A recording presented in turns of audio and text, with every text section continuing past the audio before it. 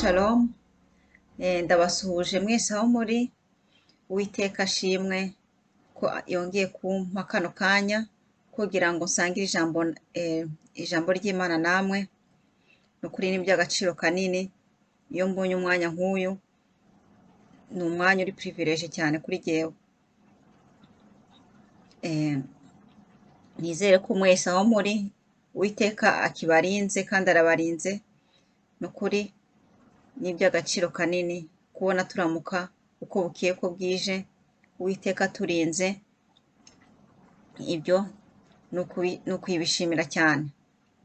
Reka mbanze nsenge niragize amaboko y'Imana mbere yuko ntangira ijambo kugira ngo Umwuka Wera anyobore. Data wa twese uri mu ijuru, nje imbere y'ubwiza bwawe nkwinginga kugira ngo ubane nanjye muri uyu mwanya umpaye wo kuvuga ijambo ryawe. Mwami, ibiba byose, ibyo mvuga byose biba bivuye mu gushaka kwawe. Mwuka Wera, ndakwinginze kugira ngo unyobore, umpe ubwenge bwo gusobanukirwa, mbese unyigishe umpugure jyewe n'abazumva rino jambo, kugira ngo tubashe kumva ijambo ryawe uko riri, kandi kugira ngo tubashe kugira icyo tunguka mu buryo bwo mu mwuka, kuko aba ari cyo utwifuzaho Mana, kuko nibwo bugombe bwawe. Muri kano kanya ndirukana imyuka mibi yo mu isi y'umwijima iza kurogoya rino jambo ry'Imana, iza kurogoya uno mwanya mwiza mbonye, mu izina rya Yesu Kristo w'i Nazareti. Ondoka shetani kwa jina la Yesu Kristo. Saint Esprit, ndakwinginze kugira ngo ubane nanjye muri byose kuva ntangira kugeza ndangiza. Au nom puissant de Jésus-Christ de Nazareth. Amen, amen. Nta kindi kimbeshejeho n'urukundo rwawe Yesu, nta kindi kimbeshejeho n'imbabazi zawe, nta kindi kimbeshejeho n'urukundo rwawe Yesu, nta kindi kimbeshejeho n'imbabazi zawe. Haleluya, haleluya, amen. Turakomeza dusoma mu Itangiriro 23, turasoma hose, niho tugeze kubakurikirana inyigisho zanjye. Umutwe w'amagambo uravuga uti: Sara arapfa, Aburahamu agura ubuvumo bwo kumuhambamo. Sara yaramye imyaka 127. Iyo niyo myaka Sara yaramye. Sara apfira i Kiriyataruba, ariho Heburoni mu gihugu cy'i Kanani. Aburahamu aza kuborogera Sara amuririra. Aburahamu arahaguruka ava ku ntumbi ye, abwira Abaheti ati: ndi umushyitsi n'umusuhuke muri mwe, mumpe gakondo yo guhambamo, mpambe umupfu wanjye, mwivane mu maso. Abaheti basubiza Aburahamu bati: databuja, utwumve, uri umuntu ukomeye cyane muri twe, uhambe umupfu wawe mu mva yacu uri buhitemo muri zose. Ntawo muri twe uri bukwime imva ye ngo we guhambamo umupfu wawe. Aburahamu arahaguruka yikubita imbere ya bene igihugu, nibo Baheti, avugana nabo arababwira ati: nimwemera yuko mpamba umupfu wanjye ngo mwivane mu maso, munyumvire munyingingire Efuroni mwene Sohari, ampe ubuvumo bw'i Makipela afite buri ku mpera y'isambu ye, abungurishirize hagati yanyu igiciro kibukwiriye kitagabanije, ube gakondo yo guhambamo. Efuroni yari yicaye hagati mu Baheti. Efuroni umuheti asubiza Aburahamu, Abaheti bamwumva, abinjiraga mu irembo ry'umudugudu wabo bose ati: ahubwo databuja nyumva, iyo sambu ndayiguhaye, n'ubuvumo burimo ndabuguhaye, mbiguhereye imbere y'abo ubwoko bwacu, hamba umupfu wawe. Aburahamu yikubita imbere ya bene igihugu, abwira Efuroni bene igihugu bamwumva ati, ndakwinginze nyumvira, ndakwishyura igiciro cy'iyo sambu, cyemere nkiguhe mpambemo umupfu wanje. Efuroni asubiza Aburahamu ati, databuja nyumvira, agasambu kaguze shekeli 400 z'ifeza kanteranya nawe, nuko hamba umupfu wawe. Aburahamu yumvira Efuroni, agerera Efuroni ifeza avuze. Abaheti bamwumva, shekeli 400 z'ifeza zemerwa n'abagenza. Nuko isambu ya Efuroni yari i Makipela, iri imbere y'i Mamure, yo n'ubuvumo burimo n'ibiti byo muri yo byose byayigotaga hose ku mpera yayo, bikomerezwa Aburahamu kuba gakondo ye imbere y'Abaheti, imbere y'abinjiraga mu irembo ry'umudugudu wabo wose. Hanyuma y'ibyo Aburahamu ahamba Sara umugore we muri ubwo buvumo wo mu isambu y'i Makipela, iri imbere ya Mamure, niho Heburoni mu gihugu cy'i Kanani. Nuko Abaheti bakomereza Aburahamu iyo sambu n'ubuvumo buyirimo kuba gakondo yo guhambamo. Iri ni ijambo ry'Imana. Amen, amen. Bene data, twumvise ukuntu Sara yitabye Imana ageze mu myaka 127. Ni ukuri iyo myaka muri iki gihe cya none abayibamo ni bakeya, ngira ngo ni 1% ahari niba binashoboka. Urumva ko igihe cye cyari kigeze cyo gutaha, hanyuma umutware we Aburahamu akamuririra cyane, kandi nyuma yaho amaze kumuririra abona ko biba ngombwa ko agomba kumuhamba mu cyubahiro. Aho ngaho se twakuramo iki twebwe muri iki gihe cya none? Ni ukuri ni iby'agaciro kanini ko umuntu iyo avuye mu mubiri agomba guhambwa mu cyubahiro. Ibyo nabyo biri mu ijambo ry'Imana.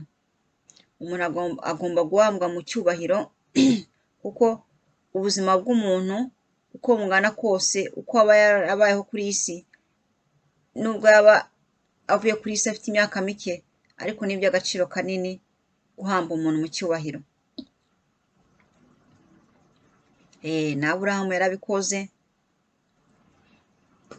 ahamba umufasha wo mu cyubahiro, mbese ibintu abishyira ku murongo, mbese yamuhambye mu cyubahiro nk'uko bigomba kumera.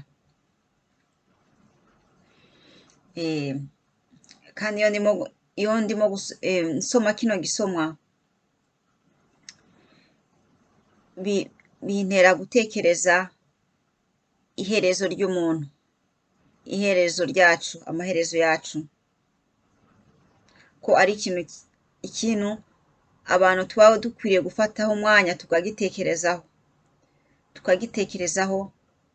Akenshi ni ikintu kidutera ubwoba.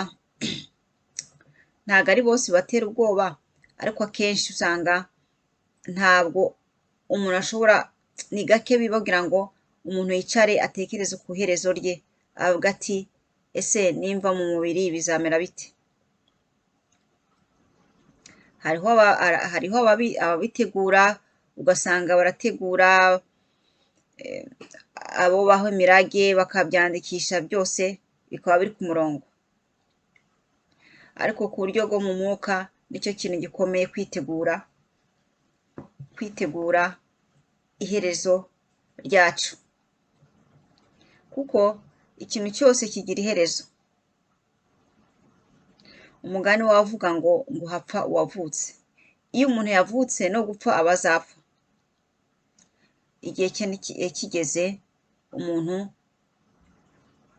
umwuka usubira ku wawuremye, n'umubiri ugasubira mu gitaka aho waturutse. Rero jye nawe ni gute dufite kwitegura iherezo ryacu mu buryo bwo mu mwuka no mu buryo bufatika. Ni ukuri ni ngombwa kubitekerezaho kuko hari igihe mbese ariko ntabwo abantu tubitekerezaho ibyo byo kuvuga ngo bizagenda gute, ngo nzahambwa hehe, nzabira. Ni ikintu abantu bake batekerezaho, wenda nk'abageze mu zabukuru mu bihugu bimwe babona nyine ko batangira gutegura iherezo ryabo. Ariko twebwe nk'abakristo ni icyangombwa cyane, icya mbere na mbere tugomba guheraho ni ukwitegura iherezo ryacu, aho tuzagana nituba muri uyu mubiri, tukabitekerezaho kuko bitinze bitebuke tubizaba. Ari ugiriwe amahirwe akaba imyaka 100 azava mu bugingo. Imyaka ire yose Imana iba yatugeneye kuba kuri isi, iyo yose iyo ngiyo igihe kigeze nyine umuntu ava mu mubiri.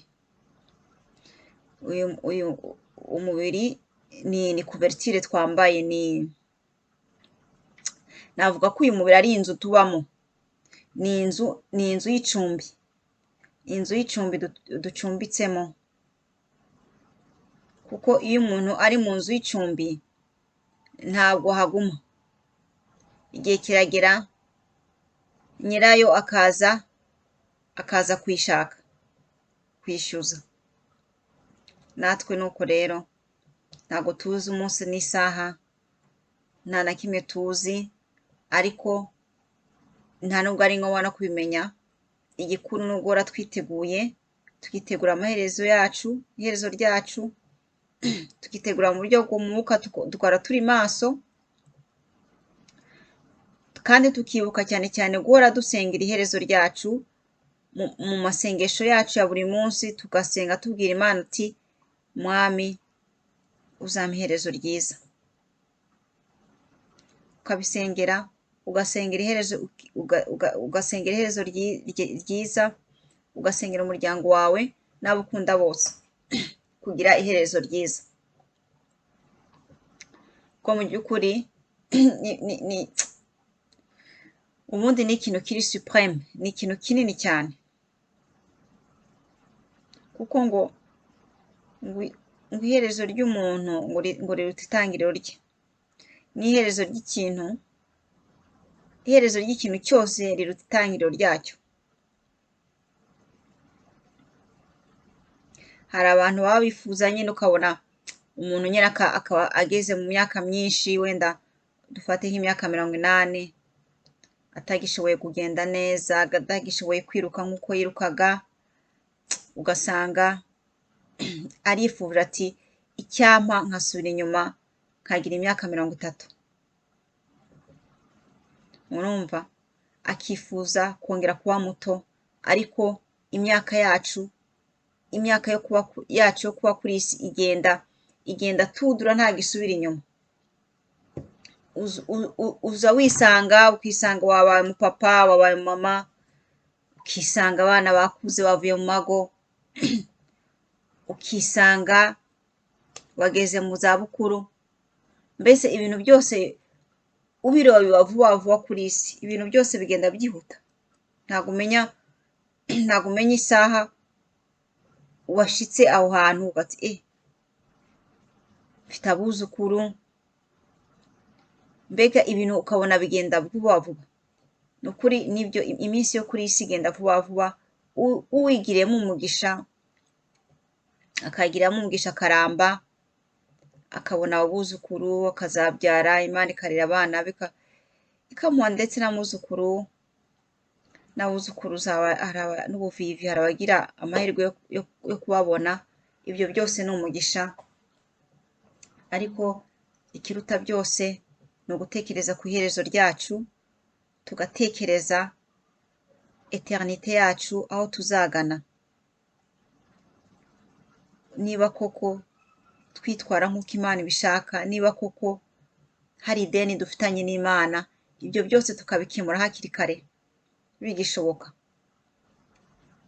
tugategura eternite, kuko eternite niyo ifite agaciro kanini. Eternite niyo ifite, mbese nicyo kintu ubundi umwana w'umuntu yakagombye gutekereza, aho hantu umuntu azaba iherezo, aho hantu umuntu azaba ubuziraherezo. Ubundi tubitekerejeho ni ibintu biteye ubwoba, ni ibintu biteye ubwoba kuba uri ahantu, kuba umuntu yinjiye muri eternite kandi eternite akaba atari nziza. Ibyo ni ibintu biteye ubwoba kabisa. Uwiteka biturinde, aduhe gutangira gutekereza ku iherezo ryacu, aduhe gutangira kwitekerezaho no guhora twinginga dusengera iherezo ryacu kugira ngo ribe ryiza. Ko na Sara nk'uko twasomye yabaye umukobwa mutoya, Aburahamu aramushima, babana imyaka myinshi barishimana, Uwiteka aza kubahezagira abaha Isaka mu bukuru bwabo, arabasetsa. Mbese unabaze kameme Sara yavuye mu mubiri amaze kubona Isaka ari umusore, ngira ngo yari nko mu myaka 30 biroye, mu matrantene, niho urumva yari umusore, yirereye umwana mu bukuru bwe, kandi Imana imuha umugisha wo kumureba ari umusore, kubw'isezerano yari yabahaye. Babonaga ari ibintu imaginaire bidashoboka, ariko icyo Imana ivuze iba yakivuze, icyo Imana ivuze kiraba. Rero nta bintu byinshi mfite kuvuga muri iki gisomwa. Igikuru ni ukumenya ko tugomba gutegura iherezo ryacu, tukaritekerezaho, tugahora dusengera iherezo ryacu n'iherezo ry'umuryango wacu n'abo dukunda n'inshuti zacu, kugira ngo twese tuzahurire mu bwami bw'ijoro mu gihe tutazaba turi hano, kuko kuba aha ngaha ni akanya gato, ni ibintu bitwihisha mu maso, ni ibintu tudatekerezaho. Iyo turi hano ku isi umeze neza, utarwaye, udafite ikintu kiguhangayisha, ubona nyine warashitse, umuntu abona nyine nk'umwana w'umuntu, ubona nyine ari aho waratuye. Kandi mu by'ukuri ntitumenye ko hari ibintu byinshi bitwihishe, hari ibintu bitwihishe ko dufite n'iherezo, tubizi neza muri conscience yacu, ariko tutabiha umwanya na gato, tutabiha n'agaciro, kandi bisa nkaho tuba kuri isi twaratuye kandi atari uko bimeze. Uwiteka dufashe, aduhe gutekereza ku iherezo ryacu, aduhe guhora turisabira, kugira ngo igihe nikigera tuzahurire mu bwami bw'ijuru twese, tuzaba ahantu heza, aho tuzishima ubuziraherezo. Kandi ababishoboye no gutegura iherezo ry'umubiri naryo ntabwo ushobora, ni bake babitekereza, ariko no kubitegura ntabwo ari bibi. Bavuga ati ese bazampamba hehe, bizagenda gute? Umuntu akabitekerezaho, kuko bizaba. Yego ntabwo ariko bose bagirwa amahirwe yo guhambwa. Ibintu byo kuva mu mubiri n'ibintu mystère, kuko impfu ziratandukanye. Rero ariko byose no kubishyira mu maboko y'Imana, icyo gikuru tugasenga dusengera iherezo ryacu.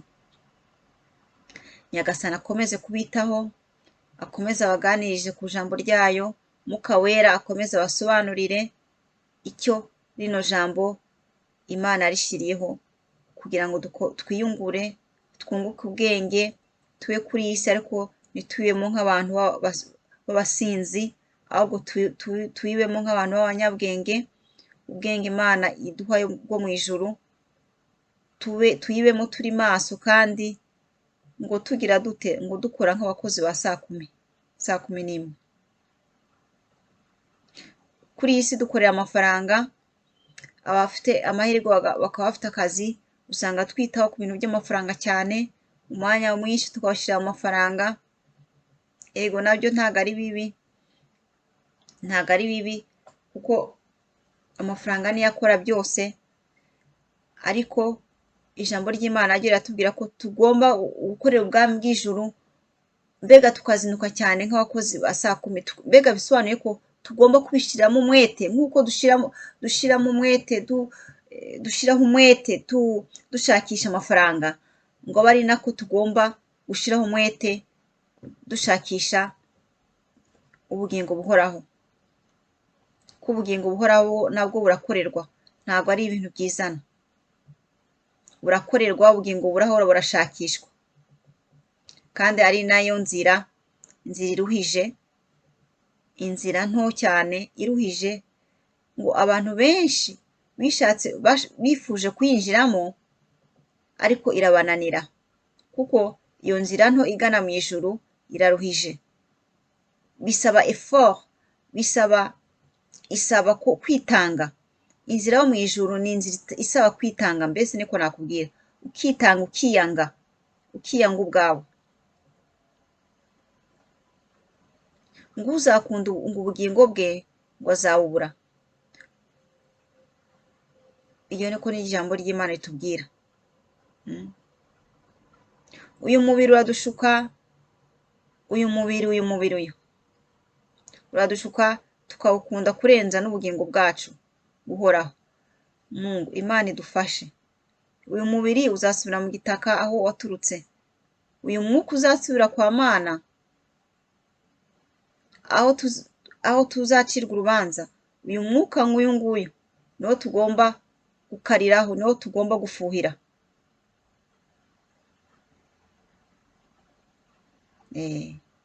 Uwiteka abagiriye neza hose aho muri, akomeza abiteho, Saint-Esprit akomeza abahugure, aduhugurane hamwe kugira ngo tubashe gusobanukirwa ijambo ry'Imana no kurigenderamo mu buzima bwa buri munsi, kuko ari byo bidufitiye inyungu. Mwese aho muri muhezagirwe, Uwiteka nabishaka tuzongera dusubire mu yindi nyigisho ikurikiraho. Shalom shalom.